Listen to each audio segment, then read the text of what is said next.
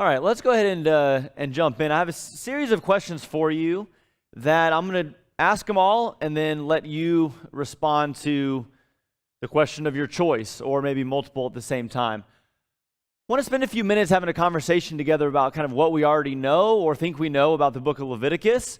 So first question would be, what is the book known for? If people know about Leviticus, why does it stand out? What is it remembered for? What are the most well-known passages? Are there any passages that people actually know from the book? And if so, what are the famous ones, the well-known ones? What are your impressions of the book? This is especially true if you spent some time reading through the book this week, which you were asked to do in your pre-class assignment. What were your impressions as you just read through the book, or whenever you read through Leviticus? What are you most curious about? So now that we're entering into a quarter-long study, it'll be 10-lesson study of Leviticus. What are you curious about, and what is it that you want to learn more or get out of this study? So I want to hear from you. Again, you can respond to any of those questions. What you know about Leviticus, what your impressions are, and kind of what you want to learn, what you're curious about going into this study. Kick us off, Brian. First of all, my first impressions of Leviticus, of course, it's a repetition or a second rendition of the law of Moses, and therefore it seems at times to be fairly difficult read. But what impresses me about it are the 7 feasts, the Day of Atonement, and the sacrifices. And the sacrifices have always confused me. I've studied that, but there's burnt offerings, there's sin offerings, there's thanksgiving offerings, and there's all kinds of things, and all of them point towards Christ, but I've not been able to get a grip on all of the sacrifices because I just have not. Drink offerings, I don't have a good grip on that. Thank you, Brian. Mike? I think for me, I need something that gives me a reason why I need to know this. I mean, I feel like that sounds crass, but that to me, what is in here that's going to make a difference in my spiritual life and application, I think. Thank you, Mike. Other responses to any of these questions up here? Impressions, what you want. Terry, microphone is coming. You got it now? Yes, it actually makes clear what the role of the priests and what they are supposed to do as concerning the law of Moses.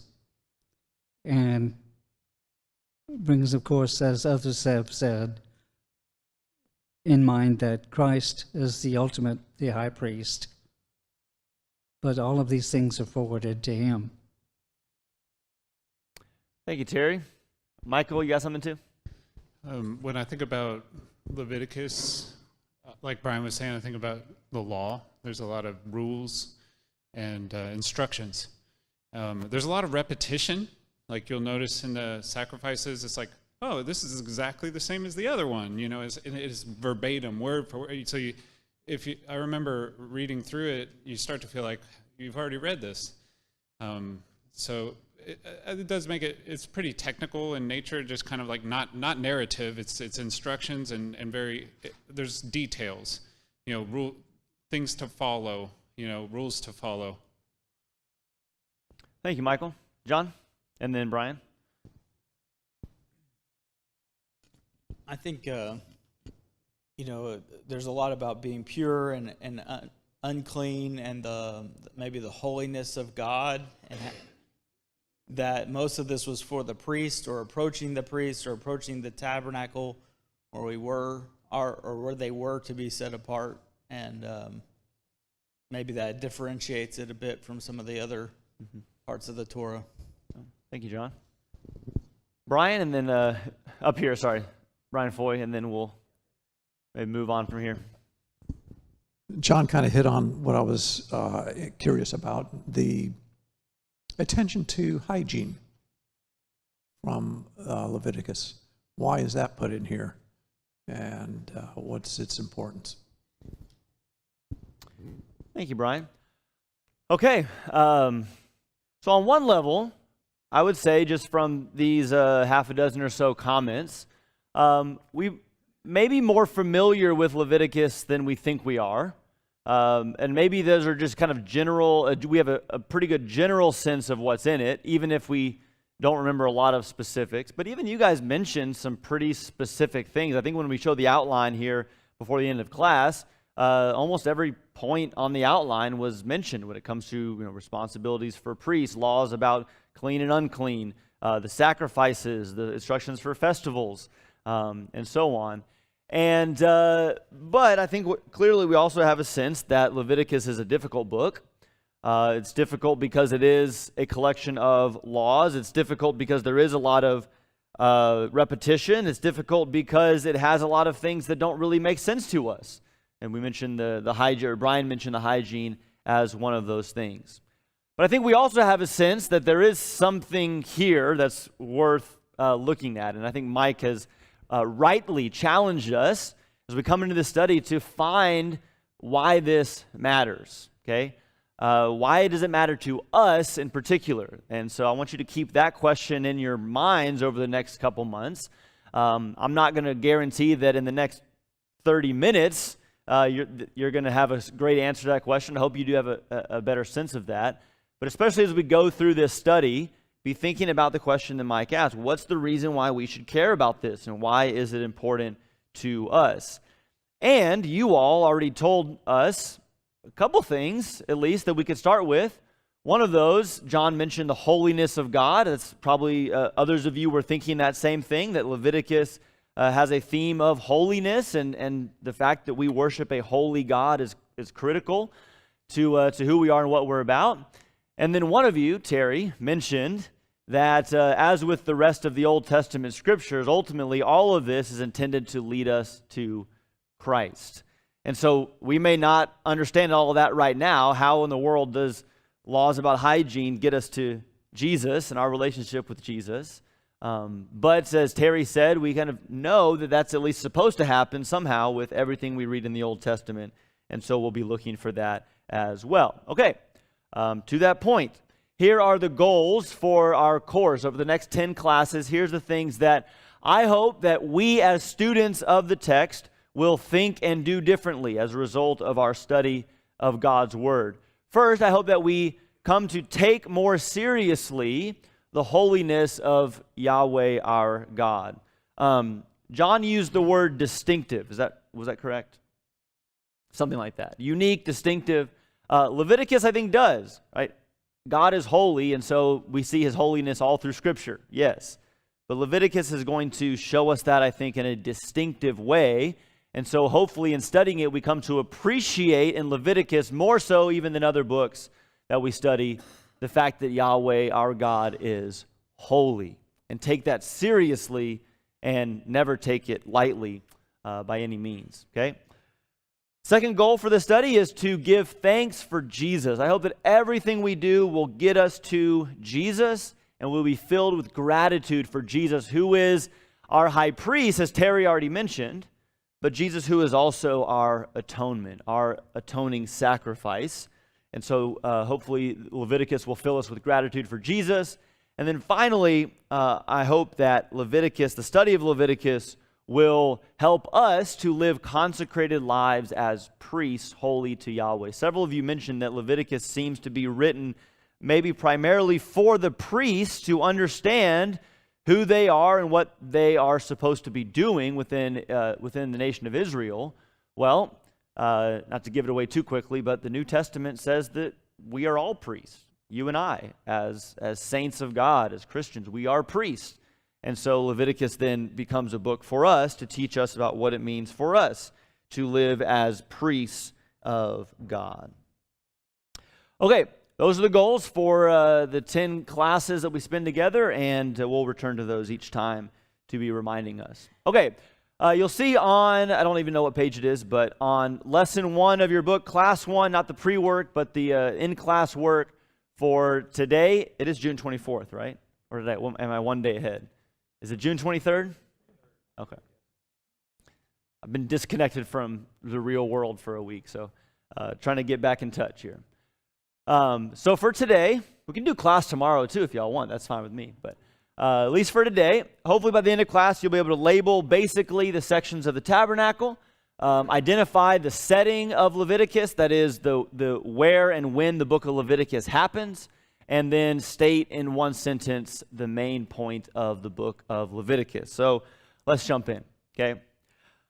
I want to start, and really over the next few minutes, we're going to be kind of tying in what we have covered and some of the things we've talked about in this these classes on the Pentateuch, on the Torah, especially what we've seen in Exodus, at the end of Exodus. But I want to point something out about the patterns that we are seeing in these first 3 books of the Bible about where God dwells, the dwelling place of God. And you can be using the space in your booklet to make your own sketch. I think actually sketching it out for yourself will be helpful in not only remembering, but seeing how these patterns develop in Scripture, okay? The first one we're going to start with is maybe the one that's is going to be less familiar to us in terms of the organization of the Garden of Eden, okay? We're familiar with the fact that there was a garden in Genesis 1 and 2, and that humans were placed in the garden, and there they had fellowship with God. But if you read carefully in Genesis chapter 2, the language is something like God put a garden in Eden. So you see there's a distinction there, right? That there seems to be this place that is called Eden, and then within Eden there is a garden, and man's job was to cultivate that garden. Okay. Well, then, what was man's task? What did God tell man to do? Even go back to Genesis 1. What was he supposed to do? Be fruitful and multiply and,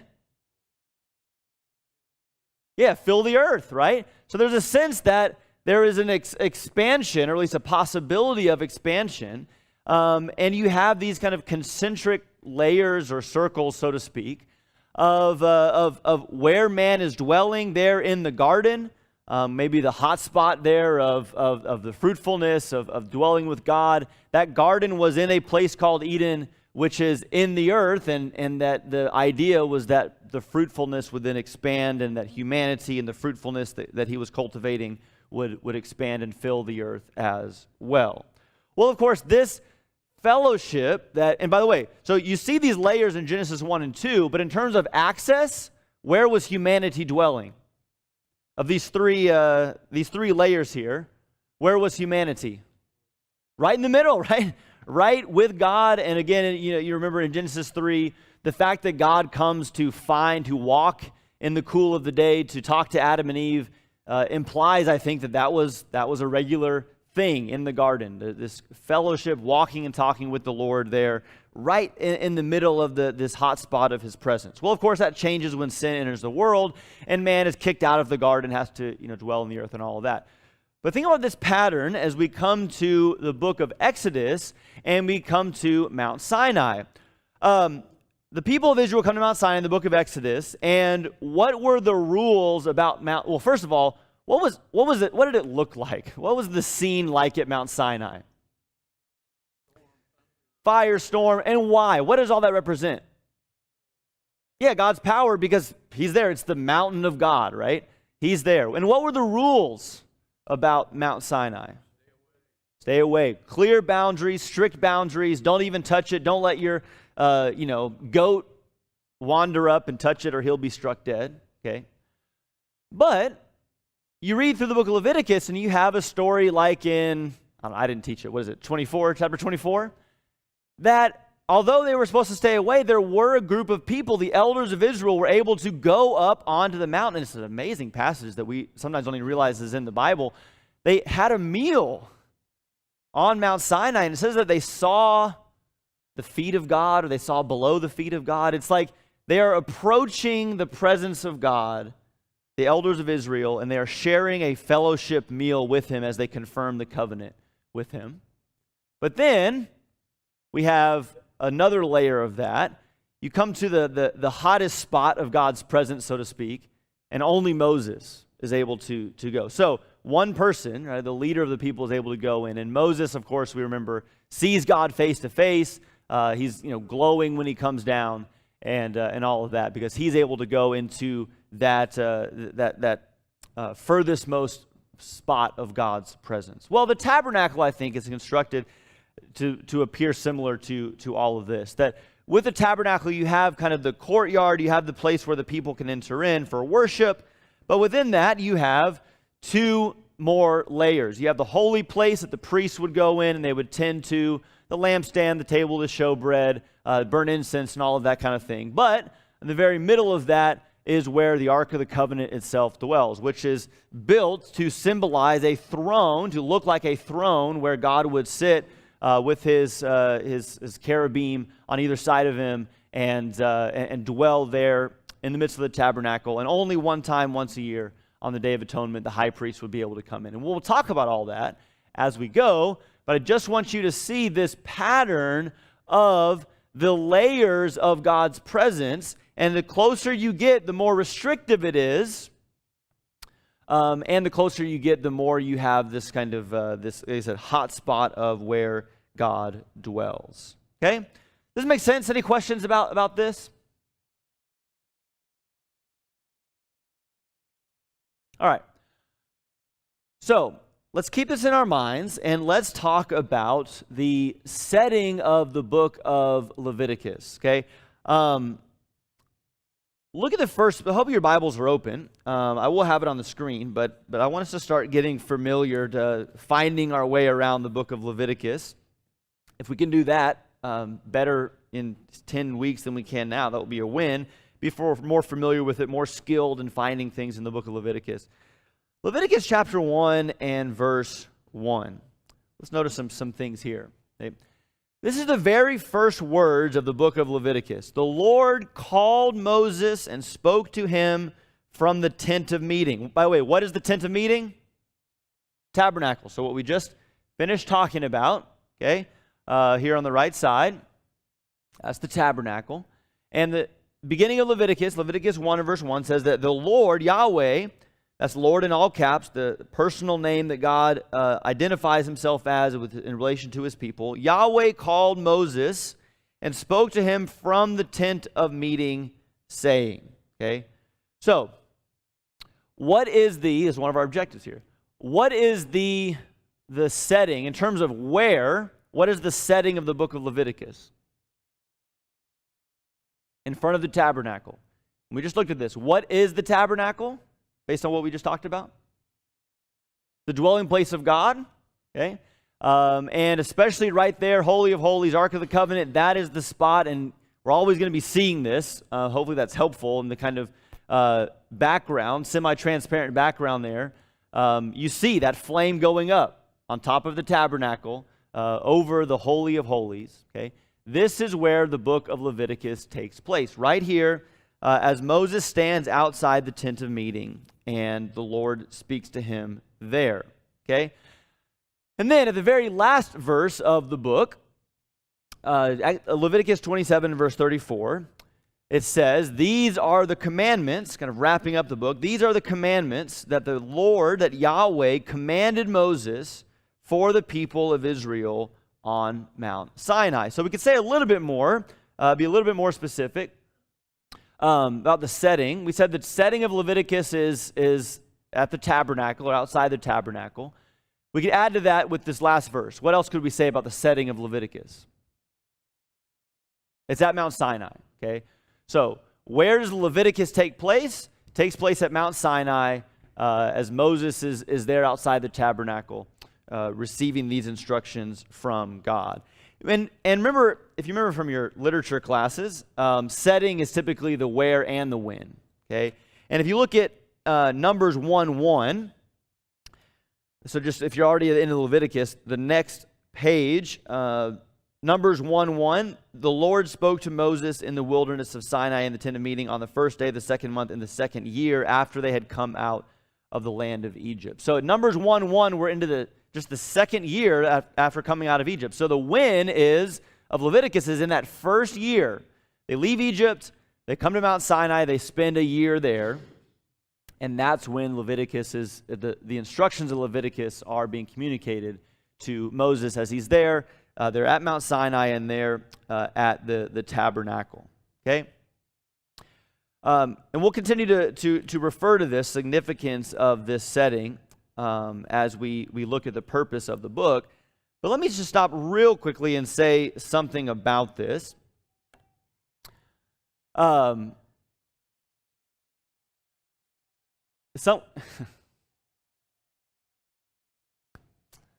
Hannah. All right. The word setting, and maybe you're picking up on this, but you say, what is the setting of something? Okay. What kind of writing that would we talk about, that would we be talking about the setting of something? What kind of writing? A narrative, right? Wait, weren't you the one that said Leviticus? Sorry, Michael, to pick on you, but you answered, but you said both things, so it's very fitting.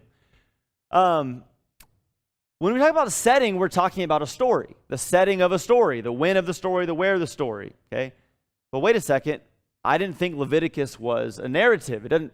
I don't think of Leviticus as a story. Okay, but I want us to see that in truth, it is a story, or at least it is a part of a larger story. And of course, this is very relevant to the last couple lessons that I've done in our series on the Bible and how to read the Bible. But even just go back to the beginning of the book of Leviticus, the Lord called to Moses and spoke to him from the tent of meeting. You see, there's a story being told here. That first verse is a narration of something that is happening. There's characters, there is action, okay? The Lord spoke to Moses from the tent of meeting. And you go back to the end of Exodus, it is very clearly just a continuation of the story that have been told in Exodus. What was the last thing that happened in Exodus? Jordan's in the room, guys. Come on. What was the last thing that happened in the book of Exodus? Yep, opening your Bible would be good. Putting up the tabernacle, and then in that last paragraph of the book, the cloud of glory of God coming to rest there, okay? And then we are immediately into the next part of the story. The story is continuing in Leviticus 1, verse 1. Lord appeared there. The glories come down. The Lord appeared to speak to Moses and to tell him some things, okay? So Leviticus is part of a story. Leviticus is a story. And I want you to notice as you read through, there are more stories, or at least more narrative, statements of narration through Leviticus than you might think. It is not, there's lots of laws in Leviticus, but it is not from front to back 100% just rule 1, rule 2, rule 3, rule 4, rule 5, rule 6, okay? We're going to read stories about things that are happening at this time. We're going to read narrated accounts of the priests and Aaron and Moses doing the things that God is commanding. So there's a story that is being told here in Leviticus. And in terms of the significance of that, I'm not going to repeat all the things that I've said in the recent sermons. But I think what we will see is that story matters. You cannot, so maybe let me say this and listen closely. You cannot separate the laws of Leviticus from the story that is being told in the Torah of God delivering his people, bringing them to Mount Sinai, and establishing a covenant relationship with them as he leads them towards the promised land. Okay? Leviticus doesn't make sense if you pull it out of that story and treat it just as its own thing in isolation. And so Leviticus has to be understood in the context of the story being told of what God is doing for his people. And I think we'll see that here in this next section. So let's spend some time looking at this. All right, divide you up into groups here. Let's make group 1, everybody on this side, on this north side, past the aisle. Let's make group 2, like Terry and Ann, your row, back, including all the people sitting on the back wall. And we'll incorporate the AV table and the 3 of you sitting over there. So that's group 2. Group 1, group 2 in the back, group 3, Brian and Mike's row all the way up to the front, okay? And then group 4 in this section over here, minus the folks in the back. You know what group you are? Group 4 over here, Group 3 is the front of this middle section. Group 2 is in the back, okay, in the back of this middle section. And then Group 1 is north side people over here, right? It's in your booklet, and it's on the screen. Your verses that I want you to go read. Your task over the next 3 or 4 minutes, and you don't have to work all together, like all huddle up, or circle up and talk real loudly, but your group is your assignment. And so turn to the people next to you and scoot over if you're not sitting that close to somebody. But depending on what group you are, turn to your neighbors, and you're going to read the passages that are assigned to you, and you're going to use those passages to answer this question. What's the point of Leviticus? What's the purpose of the instructions that God is giving in this book? Okay? So any questions, clarifying questions about your instructions? Okay. Spend the next 3 or 4 minutes reading and discussing this question with your assigned passage. Go. All right, let's start sharing out. You don't need to read your passages. You have the booklet with you, and they're all in there. So I would encourage you to spend some time reading through the other group's passages later on to get a better sense of it. But just report out maybe a minute or so for each group to shout out some things. Group 1, what did your text tell you about the point of Leviticus, the purpose of the writing of Leviticus? Go ahead, Rick. So in short version, it's going to allow God to dwell with his people. It's going to provide atonement for the people, and he's going to demand holiness for the people before him, such that he will be glorified. Thank you, Rick. Other thoughts in Group 1?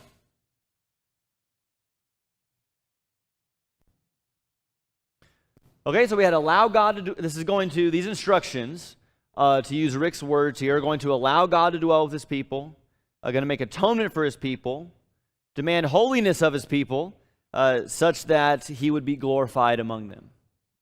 Okay? Blank stares from Group 1. They're like, that was not what I read.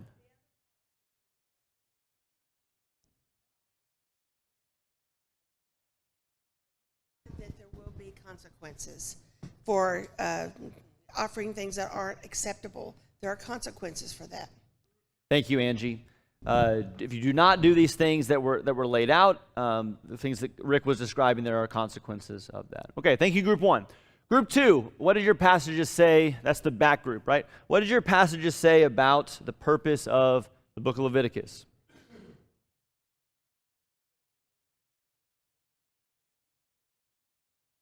A permanent statute that goes every year, that's there for the whole congregation and for himself and his family. Thank you, Terry. Instructions for atonement that would be made year after year, a permanent statute. Other thoughts of Group 2, purpose of Leviticus from these verses in chapter 16? Yes, Michael? Yeah, so as Terry was saying, is focused on atonement, and I guess probably the Day of Atonement. It's talking about what the high priest needs to do, which was Aaron. But it specifically, it conveys, well, first off, there's a need for atonement, and like every part of the tabernacle needed to be, there was atonement made for the different areas, and for the people. But on top of it, there's a seriousness about it. There's on the Day of Atonement, afflict yourselves. It's a solemn day. It's this is a serious matter. It's very important. There's a weight to it, a heaviness, I guess, if you will. Okay. Thank you, Michael. Let's move to Group 3. Group 3, thank you, Group 2. Group 3, Mike and John. To me, I think the chapter 20, verse 26, the last part of that verse really sums up a lot of this. I think where it says, I have set you apart from the peoples to be mine. These passages talking about, keep my commandments, obey, I think is a common theme across, and specifically talking about don't be like Egypt, don't be like the Canaanites, you are mine, I have set you apart, you are different, obey my statutes and commandments. Thank you, Mike. John? Maybe Just to build on that, the statutes were to serve as the purpose of the separation. The other peoples wouldn't know the statutes, nor would they follow them, so that they had their own purpose. Thank you, John. Okay, real quickly, like 20 seconds. Yeah. There was a warning. If you do not do that, the land will spit you out. Oh, threat, warning, this land spitting you out. To me, thank you, Brian. To me, we're going to move on. To me, that matches with what Angie said earlier, because Rick gave the positive purpose of the instruction, and Angie said, yeah, but if you don't, there are consequences. Okay. Same thing happened here in group 3. Mike and John gave the positive purpose of the commandments, and Brian said, yeah, but. Okay. If you don't, then you'll be spewed out. Sorry, Brian, but we're going to get to group 4, and we'll see if we have time to come back to anything after that. Group 4, purpose of the instructions of Leviticus. Just real quick, it's an if-then statement. Verse 3, if you walk in my statutes, observe my commandments. Then verse 4, he talks about the blessings they're going to have, prosperity, longevity, security, food, things like that. Okay, blessing as a result of obedience. Mike? Yeah, I was just going to say that it was simply put, if you do what I tell you to do, I'll make it worth your while. But like the other part, you can read the other side of it. If you don't do what I tell you to do, then there's going to be consequences with that. That's a natural outflow of the promise of that particular section. Oh, thank you, Mike. Okay, so I don't know if I'd show these to you as you were going, or we'll just run through them real quick afterward. But notice in Leviticus 9, if you can see, the lines don't even match up, so we're not going to worry about that, okay? The font got messed up, so the lines make no sense.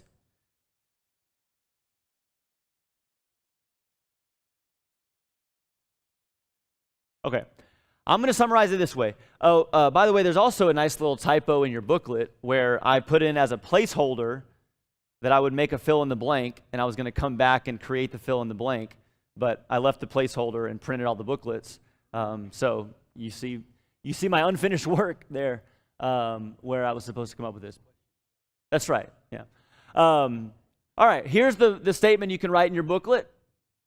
And I reserve the right to tweak this as we go, because as with every study, it's like as we go through, we get 75% of the way through the course, and I think, oh, now I'm actually starting to figure out what this book is really about, and you start to refine your ideas. So we might tweak this a little bit, but for now, and I think this ties together nicely what a lot of you said, the point of Leviticus, it is instructions. We're clear on that. Okay, we want to understand the story that is woven through it, the story that surrounds it, but the point of Leviticus is to instruct Israel in what is required of them for Yahweh to dwell among them, and two things in particular with that requirement: atonement and holiness. Okay, let me ask you this real quickly, because I think we only have about 5 minutes left.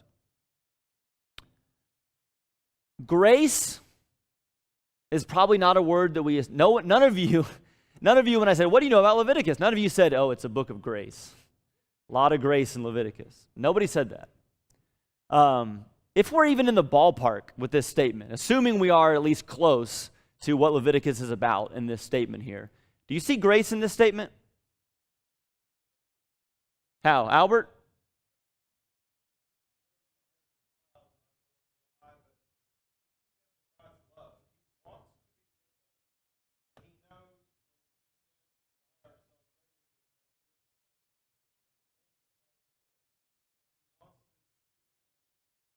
Created us in his own image, that he has put a means in place for us to be with him.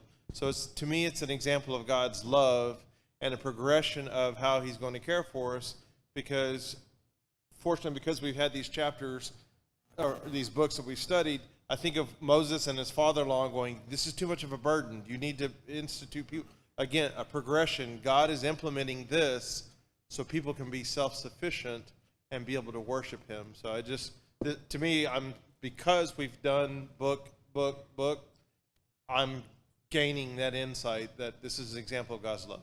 Good. I'm glad to hear that. And I would just ask you, for all of us, I mean, I think that's going to change the way we read the book of Leviticus. If you start with, or at least keep as a foundational idea, that, as Albert said, this is an expression of God's love, that he wants to dwell with his people, okay?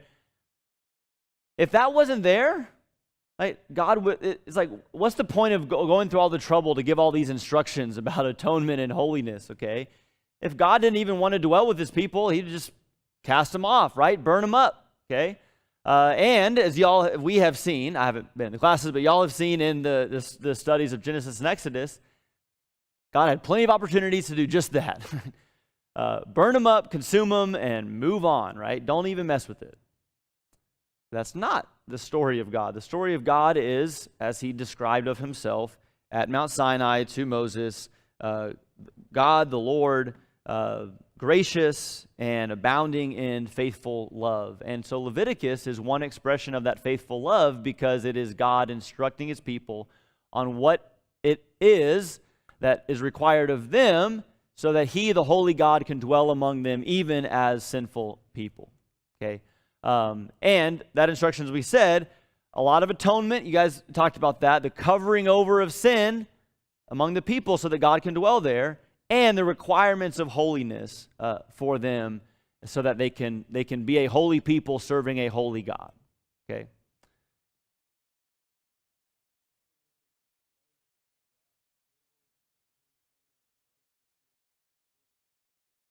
Harrison says it's a way for God to build and maintain a relationship with his people. I'm 100% with you. 110% with you. Thank you, Harrison. Okay? All right. We'll see. I'm putting possible comments at the end here. Right? All right. So that's the point of Leviticus. We'll come back to this as well, but the structure of Leviticus looks something like this. And if you looked at the Bible Project video before today, you filled in the outline on the pre-class work, then you've basically already seen this or done this.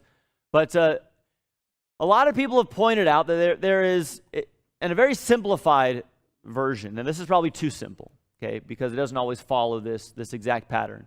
But there is somewhat of a chiastic or parallel structure going on in Leviticus that I think is going to be significant for our study, okay?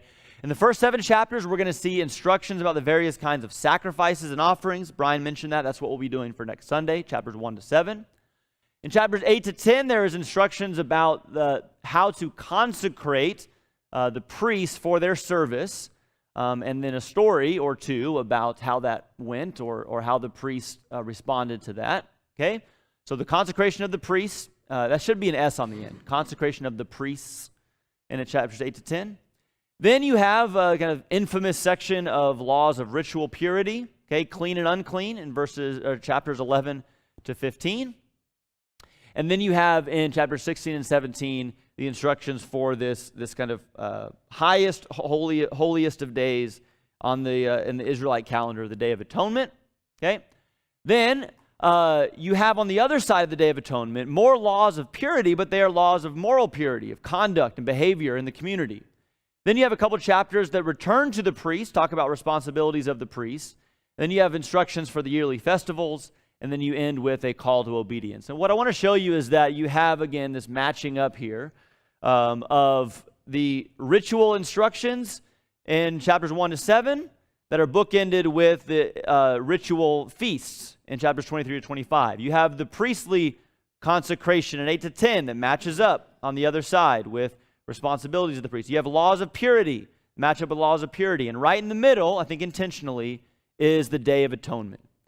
And connect that with what we said about the point of Leviticus. If the point of Leviticus is this is what God requires because he wants to dwell with his people, then it would make sense that right at the heart of the book of Leviticus is the Day of Atonement, the one day every year in which sin would be atoned for, the tabernacle would be atoned for, the people would be atoned for, and God could continue then in that year to live among his people. Okay, I think we accomplished those objectives. I think you should be able to do that. And your homework for next week, which is June 30th, right? I at least got that part right.